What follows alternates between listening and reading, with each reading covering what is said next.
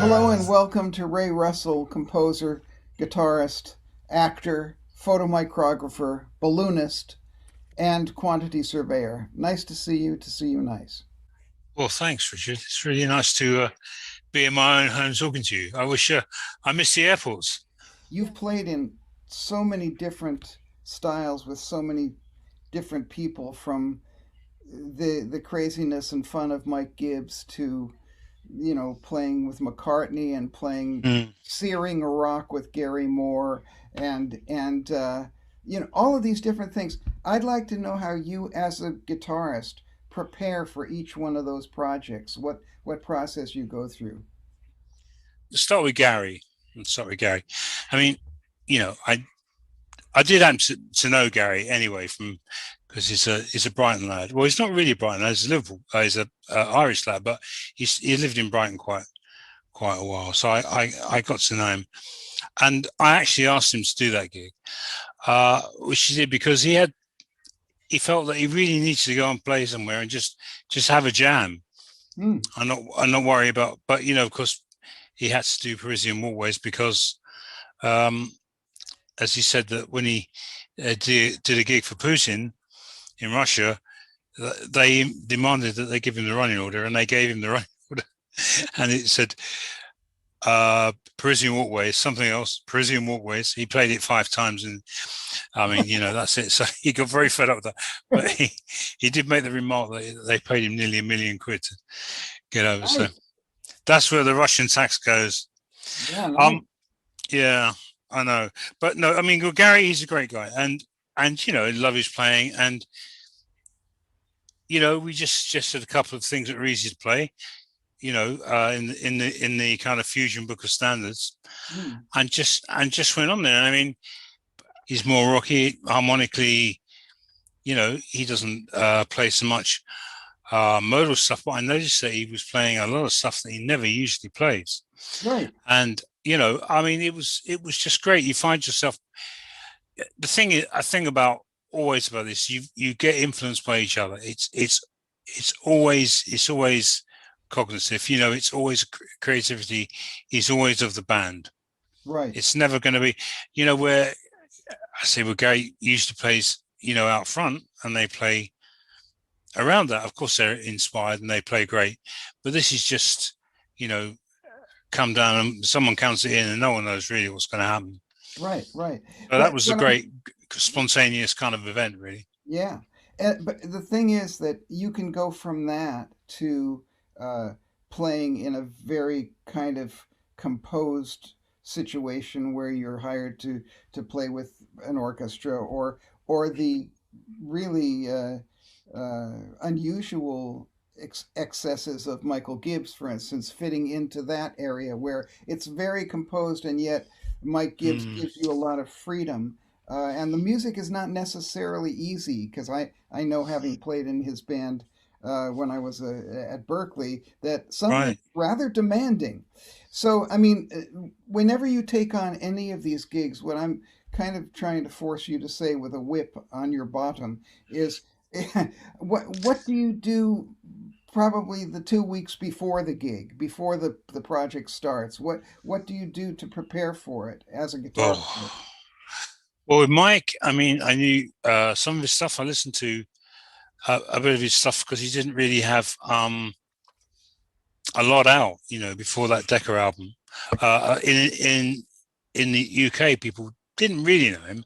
I mean, more jazz players knew him. That came up, and it obviously widened his audience. Um, so I just listened to his earlier stuff, and that was it really. That was my woodshedding. I mean, I do believe that you do have to woodshed, um, but there are times when you're not going to ever be able to do that, and you run on the collective inspiration. You have to, like when we were playing Third Day. What was Third Day on? I got an acoustic. Oh, good. I mean, it's like that's like going to turn into a country and western ballad, isn't it? No, no. Except that the first notes are flat and fifth or something, and we were playing this with with Mo Foster, because he just to play it, to gig it, and even now, and you listen to the harmonics, and it's very, very tasteful. When it comes to playing a solo, he kind of wants you to do your thing, but you have to base it, obviously on what he's written, and then you have to get in and out of those changes. Yes, and that's not easy. But so you're thinking ahead of you've got to think ahead of the changes all the time. Yes. And then when you get the music in front of you, which I hadn't seen any of that.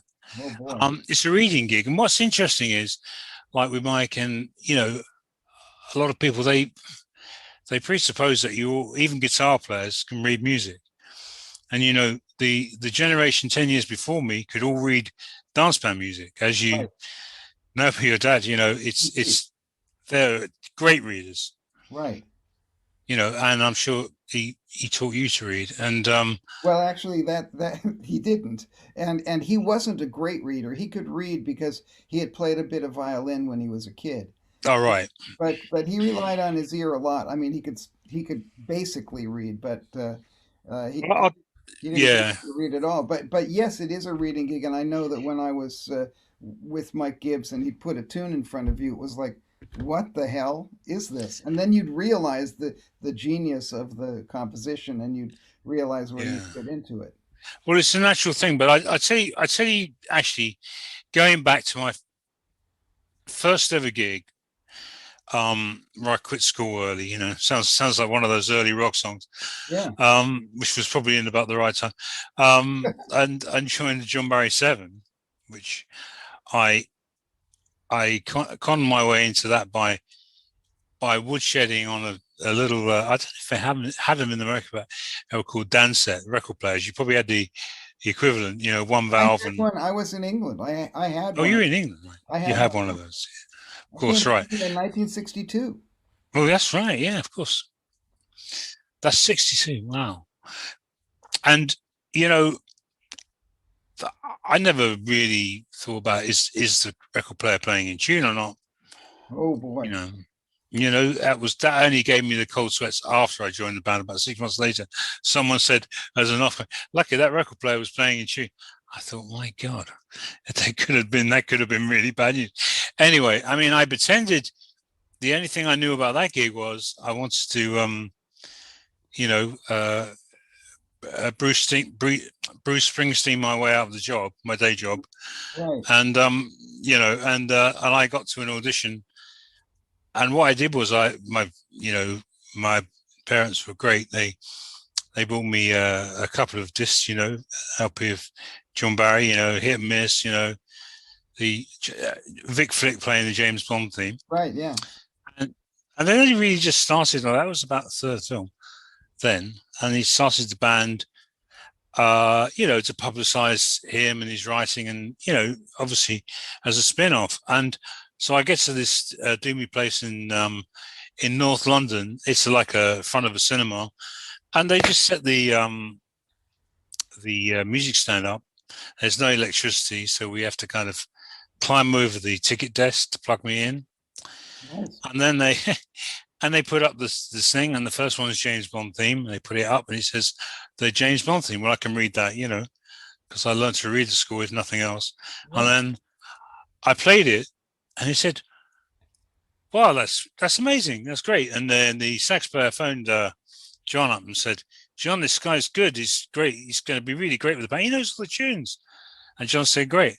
So anyway, that was great. And I went back to my mum and dad, who were petrified. I said, "Listen, I'm going pro. I'm going on the road in about 3 days, Right. Luckily enough, they were cool. I mean, very cool about it.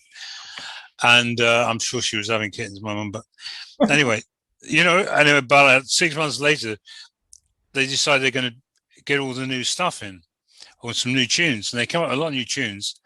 And one I couldn't quite get. It was quite hard. And the guy said, "How did you learn all those tunes?" I said, "Listen, man, I've got to own up." I said, "You can fire me if you like, but I kind of learned them." He said, "Well, anyone who can learn them can learn to read." And then I took an old acoustic guitar in the van, those days. Right. And he took me. This is Dave Richmond, the bass player, Right. and Dave taught me how to read music, That's fantastic. And and so and I so learned it. did you get into studio work from those days, or was it later? No, that was really so. I I left John because they wanted to kind of it was kind of dissolving it. But what was nice is we kind of carried on our relationship, and I did his films. I don't know I did about 10, I think, until then the composers changed, apart from the original Monty Norman thing, which he wrote some of, but I mean, his scores were, I don't know, he just depicted those times. Then, they were great to play, but then other people came in. But I did a lot of the stuff. But what happened after that was all the guys disappeared into different things, and I got phoned up for a session at Lansdowne by, I think I can't remember, it was Ron Edgeworth, the pianist, who's now left us, I'm afraid. But said, you want to do this session? And I said, well, yeah, I'd love to. The thing is, never refuse anything but Woodshed. Quite right. Went down. It was pretty easy, but there were three guitar players. It was a time when sometimes two guitar players would play together. Because they weren't really overdubbing. I mean, I think it was 4-track. There was John McLaughlin was the one guitar player, and I'm Jimmy Page. Sorry, yeah, Jimmy Page was. And Jimmy was there, and John McLaughlin and me.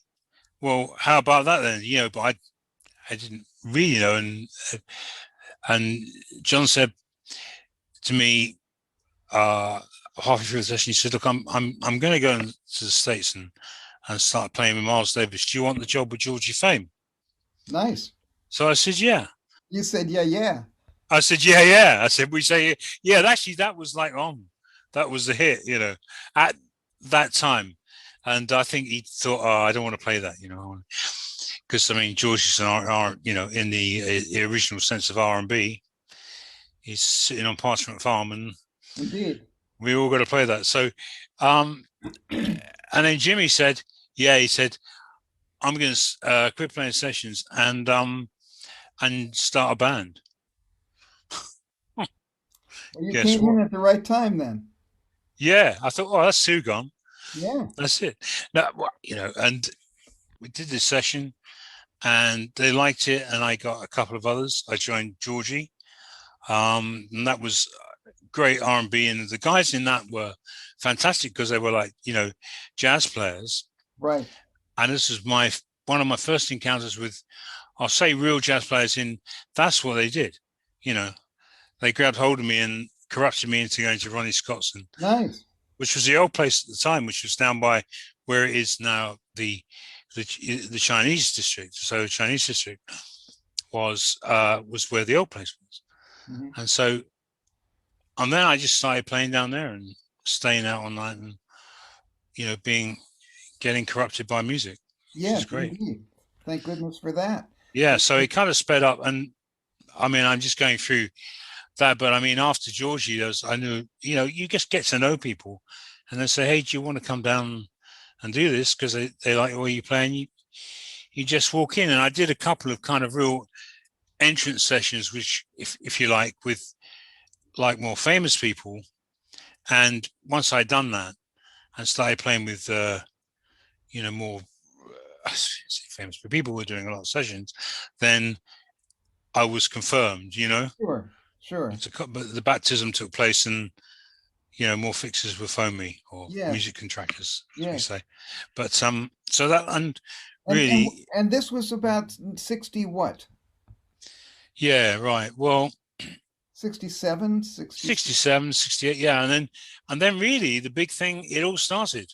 I did a session with Gary in 69 at Air, and I was doing an overdub in one studio and a jingle, and then Elton John was in the other studio, and Kate Bush was in mixing. It was that kind of thing. You're just a couple of years older than me, but I remember those Yeah, days, and one of the great things about those days was that word of mouth was everything. I mean, I, I started in England in '69 playing professionally.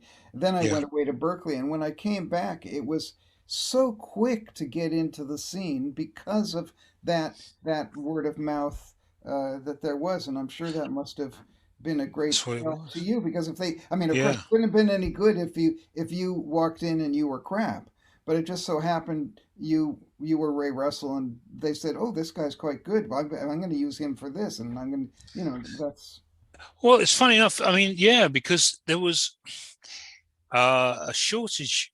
It's just funny, a shortage of musicians. I was reading a book the other day. I'm just gonna quickly look at it in a second, tell you what it was, but it was just about recording equipment really. And the lady said, I'll get the book out, and she said it's really weird because she went to that Thelonious Monk session, and you know that story about, I suppose you must know this, the story about he plays a tune and he says, right guys, let's go and have a listen back, and the engineer says, okay, I've got the sound now, let's go. oh That one. yeah. And he got the big needle about it. But you know, that was the technology. And then she remarked that the earlier people were kind of, you know, from dance bands more. Mm-hmm. And it's like somebody said to me, I won't mention the guy because he's a great player and he's listener, but and he mentioned it in the best way, but he said, this is just an example. He said, oh, have you brought any gimmicks with you?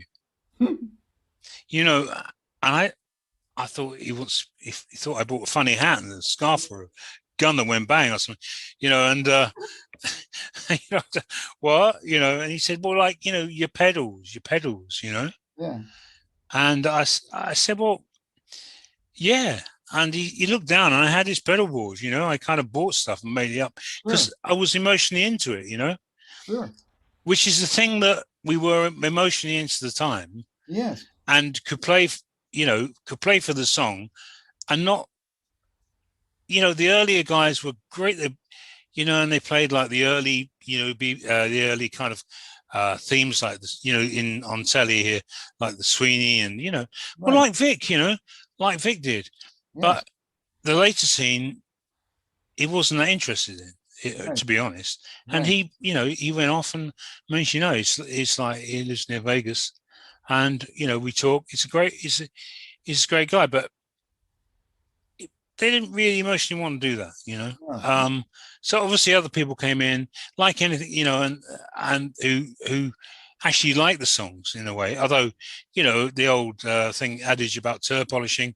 Well, you know, there were a few, and they had to be polished rawly to get indeed. out there. Well, that's part of the job. That's what you get paid for, isn't it? That's part of the gig, and that's what you do. I mean, you know, I think the big discussion was always, and probably always has been, but you know, the guys that were if you like, the guys before, they come from the dance band era more, and so what they played were more notes that were written, and then we got into the point where you have a singer songwriter, where it all had to happen because they had to have a band, and there was no real, you know, democratization of the home studio. I mean, I hadn't, you know, at anyone's blessing, the technology wasn't kind of there made for home studios. I mean, I'm sure you have, you know, and I had one. We probably had some of the first recording gear. Hmm. I mean, I vowed to have a home studio after I did. I can probably say it now, 30 years later, but Right, after doing a session with Bergerac, right. and the guy putting one drum over the mics, and I said to him, "What were you doing before?" And he said, "Oh, I was doing racing yesterday. That was great." Nice. And because of the you know, the terrible kind of scene at the BBC, which was, you know, like you have to do this one day and this the next. It was never a music engineer, and you know that old faders back to front thing in the BBC in Exactly. case somebody sound it and it will blow the compressor, the output compressor. If anyone knows that, if any young guys are listening, the faders in the BBC used to go like that and get Yeah, quieter, and like that and get louder. exactly. And in fact, an old desk from the BBC, that a friend of mine bought. I actually helped him convert the faders the right way around, and which isn't as easy as it sounds. Well, a BBC engineer explained it to me. He said, "Well, it's totally logical. If you want to hear it more, you want to bring the sound closer to you." So to them, that made sense. But of course, it's a whole different thing. Yeah. Well, that was, I found that very much when I was working at the BBC, especially in the early days, but right through, was that the BBC engineers, they're very good at what they were used to, but the Oh yeah. minute you veered just slightly away, using different sounds, they were slightly flummoxed. But you mentioned Bergerac before, and that leads Yeah. me very conveniently into your incredible career writing film and TV themes. Tell me how you first got into that. Well, that's not far from where I first got into it. My mentor in that was George Fenton, the composer, because George, was a very generous guy, lovely guy, obviously great composer, and his success meant that he couldn't really write everything, and so we started. There was a cartoon series called The Great Mahuzi, which was running on BBC, or he was going to run on BBC, but he couldn't do it. And he said, "Well, I tell you what, I'll I'll write some of it with Ray, and then you can have both our names." In other words, they wanted his name, but it's a way of me, And I said, "Yeah, fine. I'm not going to make any. It's not a problem. I'll do it. And so, and he said, "Well, there you are then." And manuscript and this is it's just this is really weird because you have to explain to people that are younger that then.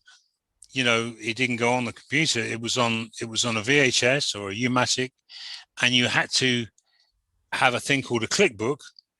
Do you remember the click book, which was a logarithmic book of if you wrote it? I mean, give you an easy one. As you know, if you wrote at 120 BPM, then it worked out evenly per cut. But sometimes the film and the way it just didn't look right, and you were writing at 70.5 or and you had to work this thing out with the manuscript paper and put little ticks where the music changed, because you couldn't really count 4 and press the thing because it would never be right. So it was score paper, and I basically wrote at George's for a while, as and had to show him everything, and then I got kind of let off to go and write at home. But what we used to do is write until about 4 or 5 in the morning, warm up the curry we bought at the takeaway at 11, and eat that, and then kind of go home. I can't understand why we left it that late. But before then, I used to have to go to. He lived in West London, and for us, going to West London, then we went to near Heathrow to take the parts where this lovely guy copyist called Andre Gersh was waiting. Right. If that rings a bell. He's gone now, but he was waiting at the War Museum. The War statue, which is on one of the corners on the A4 going towards the airport.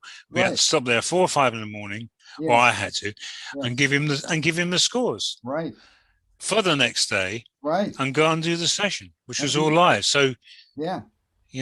I had a copyist named Derek Andrews, and I did the same thing to him for years and years and years. Show up at all hours of the day and night with scores. Yeah. And say, we're on in the morning. Let's go.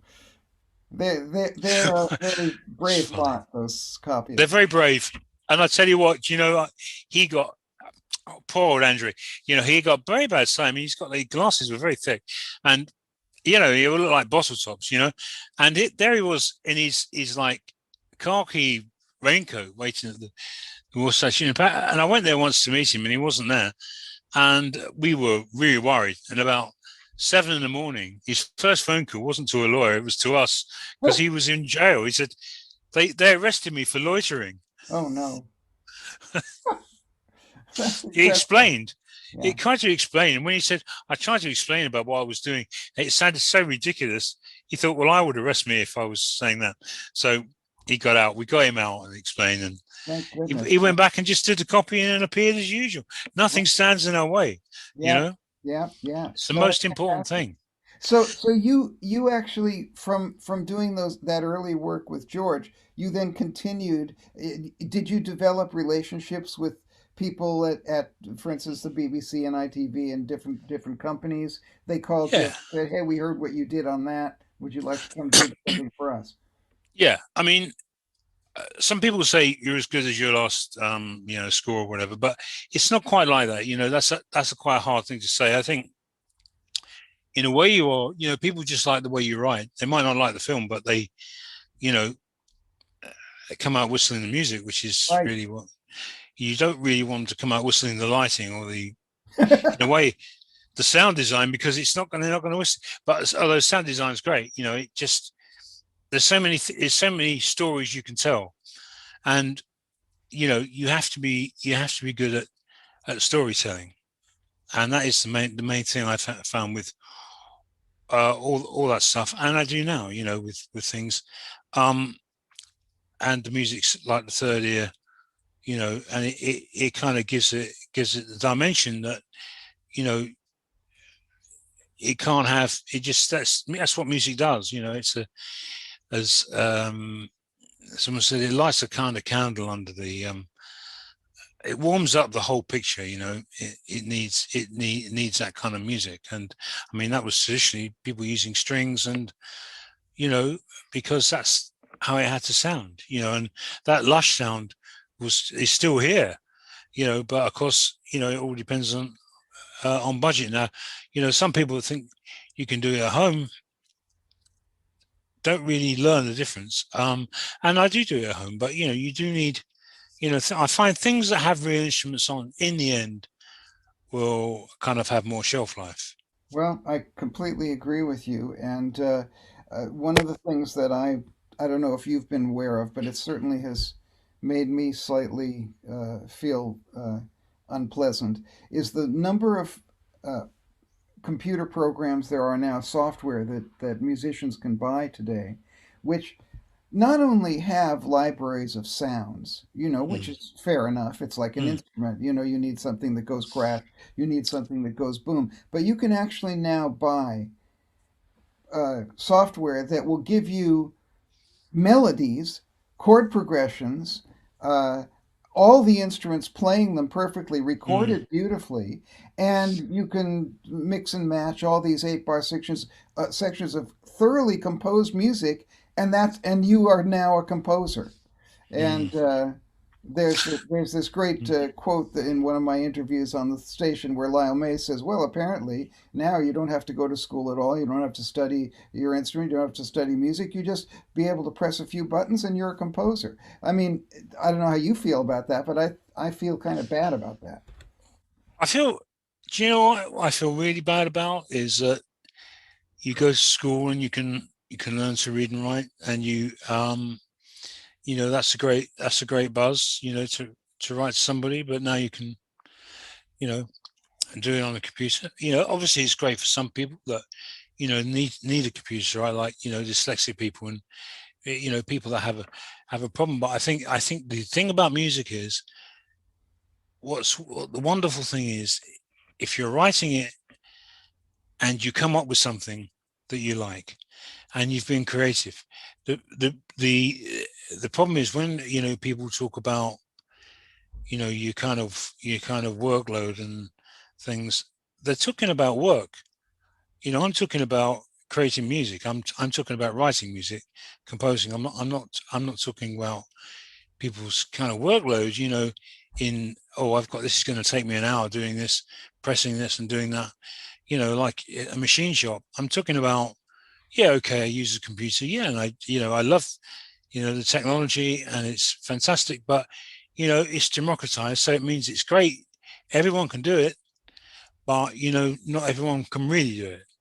But the problem there is some things get through that are just not happening, that are just polished, and you know what I mean, and it's like it's not very good. So and also they've never really had to have the experience that of coming up with something that fits, hitting the nail on the head, is a kind of, without overplaying this thing, it is a kind of spiritual experience. It's a thing that, emotionally makes you grow, and spiritually makes you grow. So, it's very important that your input goes into it, because your name is on the end of it. And I'd hate to see what I hate is like someone say, "Oh yeah, well isn't that sample from that was from Exactly. DX8, or that thing was from do you remember that sample?" It's like that, some of those ghost programs, and they've got their finger on middle C on this loop that goes whoa, and somebody sampled it, and they've claimed the credits for the composing all the way through. Exactly. Good luck, to the house they bought with it. And I don't, that's fine. I'm not, it's not bad. It's just that it's bad for them. I'm not moaning about the money they make or don't make, probably, but what I'm saying is that they're never going to feel the feeling that we can, who actually, like, it's like, having a great night playing, or, working all night and coming up with this thing you've probably struggled for 4 hours to get absolutely right with the dialogue. And it's great. Why should it be easy? If it's easy, everyone can do it. Oh, sorry, everyone's doing it. Well, why are they doing it? Oh, because it's become easy for that. But that, it doesn't make you any better. No. It might make you rich. It might make, I sound like Jesus. I'm sorry, but it's not that. It's just, it might make you rich, and it might make you do this and that, but it doesn't make you as a person. Well, on that subject, then, I would love you to say, I'd love you to tell me what the absolute most fun project you've ever worked on is. I'll tell you what, I'll give it to you in a day. I think I tell you why I'll do this, because there's somebody, you say, you play with McCartney. Well, that was great. He said, just play over these chords. And I did. And I just kind of listened to what he was on about emotionally and tried to fit in with that. So, you play for the song. You don't play for yourself. You don't put what you want to put on it. You play for the song. You morph into that song. Okay, so that's great. But when sessions were at their height in London, and you could park on yellow lines and say you were delivering and get away with murder without, having to park the car, and nice things like that. I did a day, and I call it a day in a life, which I will remember forever, in sessions that depicted the whole thing for me of how great it all was. And that was the jingles had to start at 8 till 9 because people were working at 10 o'clock. Right. So at 8 o'clock, I turn up, I do a session, and it's a punky thing. And I see Johnny Rotten appearing in there, who's actually kind of written it. Right. And he said, it's going to be like this, jing, jing, and he's a really nice guy. It's fantastic. And he plays this thing, so we all play. He says, hey, you guys, that's really great. That's really punky. I like that. So 9 o'clock, we have a roadie, as you probably know, and the guy, Terry, I think it was, he came and took our gear down the road and to Air Studios. I worked all day with Andy Williams. Great. Right. Now, as you probably know, I suddenly got, the wardrobe out, which, we call the semi-acoustic, which is, beautiful. I had this thing, we sold Gibson for years, and I never used it. And then suddenly the day before, can you do this? And I said, all right, yeah, okay. And I came out and playing along. He said, oh, that sounds nice. And Andy likes to do everything live because he's a very, very old school. Yeah. He started way before there was editing. Yeah. And first thing up was Days of Wine and Roses, and I played a couple of chords, the big chords. Yeah. And I realized that no one else was playing, and everyone around, and it was me for 8 bars, and it was Days of Wine and Roses. Some of the original guitar parts are kind of, they're all playing. I'm going, oh, I've got to be that, which is difficult. Anyway, I got the thing. We did about 4 takes, and they liked it. And then I took the pad. There was on the first break, I took all the music. At Air Studios, there was a loo upstairs, big row of loos, because it used to be a shop. So there was about 20 kind of, stables of horses ready to bolt, you know. Oh, And I yeah. just went up there. I took this music, and I sat down in the loo, and I looked at everyone as much as I could, just to make sure I was never going to get caught out, because you never know with these things. You never know. Anyway, so we did that. So it finished at 5, went a little bit over. I met up with Mo Foster. We had kind of an early dinner because it was Mo's curry, and then we went to Ronnie's and did the Gil Evans Orchestra, Wow. because we were in a Gil Evans Orchestra at the time, and we just done a European tour. So we did that. Ended at 3 o'clock in the morning, and then at 4 o'clock I went to see Greg Walsh, producer, and I was playing with Heaven 17 at the time on their albums. As in fact, I did all their albums from Greg produced it, and there was Tina Turner. So, Let's Stay Together, the old Al Green song. Indeed. And we did, and he came in, and they had like one, because Heaven 17 were one of the first techno bands that had a Fairlight, which was a bit, the Fairlight was a bit dodgy, but they were the first band I know to put loops, like record themselves on a multi-track and then put it in a Fairlight and make up the song. Right. See, so they were kind of doing that, then in the 80s. And anyway, so I came in and I was with my wife. I wasn't married to her then, Sally, and yes, indeed. She came to hear Ronnie's, and we went down, and I carried my pedals. There was an amp there, and I had my guitar on my back. It was like, it was kind of poetic, in the, it was all like, it was great. We had a great gig. So it felt really, really up. Went in, and he said, Greg said, yeah, just put this, this is a song, put some fills on, play some rhythm. So I did a rhythm track, the fills track. And as I say, it was Let's Stay Together. And then he said to Tina, who was talking to Sally in the corner, because studio's a great leveler unless you're really kind of big time and not really going to talk to anybody, you just come in and you're just a person, a talented person that mixes with everybody else, right? Because it's a group effort. You don't want all that other, malarkey going on where, you're too big time to talk to the band, because that won't get you anywhere.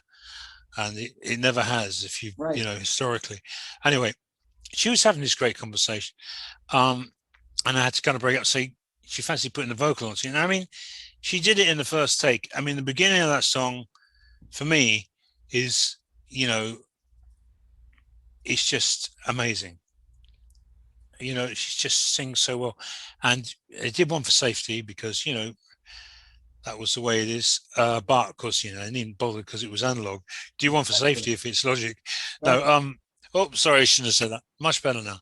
But anyway, because because it was oxide, they had to burn a bit more to make sure, because she was going back to the States. So did it again. It was fantastic. Choose which one. You couldn't. I mean, they used most of the first take and a few ad-libs from the second one in the end.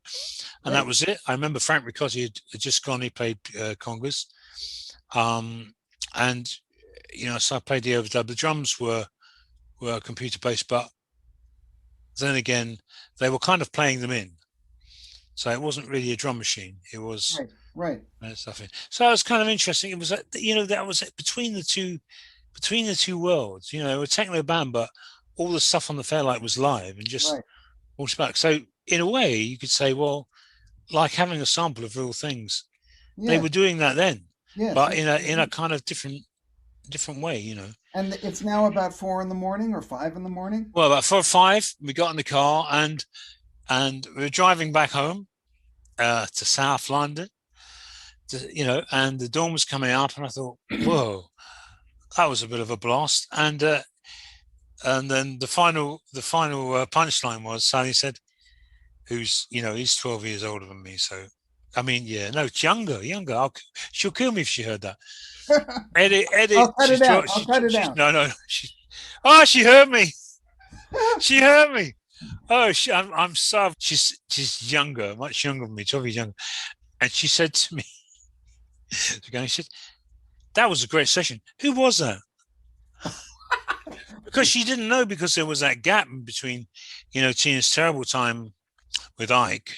Sure, yes. Yes, and then she kind of went off the radar in a way, and was working to get herself together. It was that new wave of Let's Stay Together and What's Love Got to Do with It, and all Right, indeed, yeah, was, her big hits, which actually came out of the UK. Yeah. So that's how that was. And, so I was on a first sort of comeback hit, which is just, you don't know at the time. It's like people saying, well, right. I mean, it's like people saying, with John Barry, and you played the James Bond theme on those films, and, it's fantastic. And I said, yeah, actually it is. I said, what did you feel at the time? I said, well, to be honest, I was looking at the music and wanted to make, a great job of it, but I didn't realize it would become, a kind of sect. It was like, it became, it's become so legendary now. Right. But at the time, you don't think of anything. The old cliche about life happening while you're doing something else. And sure. And I think that's been true. I mean, that's an experience that we share because we've both lived a long time and we've both done a lot of different things. Except you're younger than me. I'm a little younger than you. Yeah. It's got to be the lighting, though. I mean, I've worked it out. I think I'm 4 years younger than you. I actually, it's embarrassing to say this because we've done sessions together. Not two, but we've done a few sessions together. But I think this is the longest that we've ever had to talk to each other. Oh, so isn't that true of sessions? I mean, you kind of say hi and you talk a bit. Yeah, and hi, here's the music. And you look at it and you say, oh, okay, all right, here we go. But this has been so great for me, and I'm very, very grateful that we've been able to work this out. And I'm still going to hold you to doing something live with Mo, and maybe with Ian Palmer. You can get together. We can record something for the show. That would be great.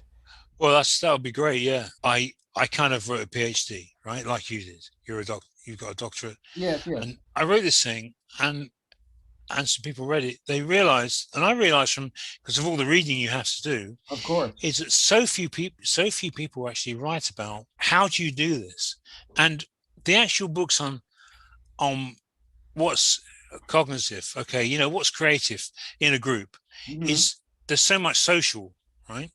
Yes, life going on, and now there's such a lack of social life. I don't mean just because of the epidemic, but I mean the way we record is very secular now, and that causes a lot of people not to have the kind of feeling of playing together. Yes, indeed. Which you can play on your own and play as a group if you knew what it was like to play as a group. Yes. You can play and you can imagine yourself in there. Yeah. And use techniques, but you've only learned those as playing as a group. Right.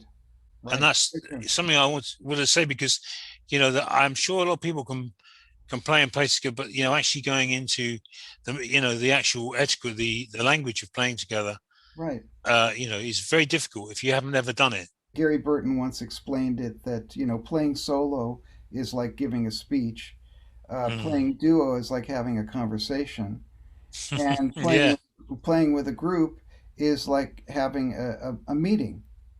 And two minds can be better than one, and six minds can be better than one, and one mind can be. It just depends. But every time we play together, we are having a magical experience, because there's a bunch of human beings who are only on the planet for a very short time, having something that they can do together towards the same end.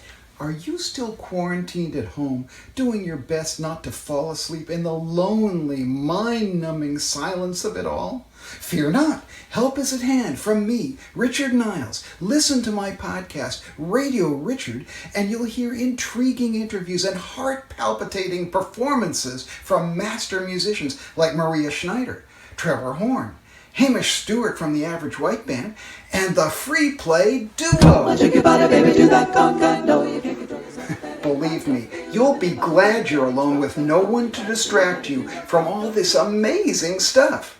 Don't miss a moment of the fun. Subscribe to Radio Richard. That's what I'm talking about.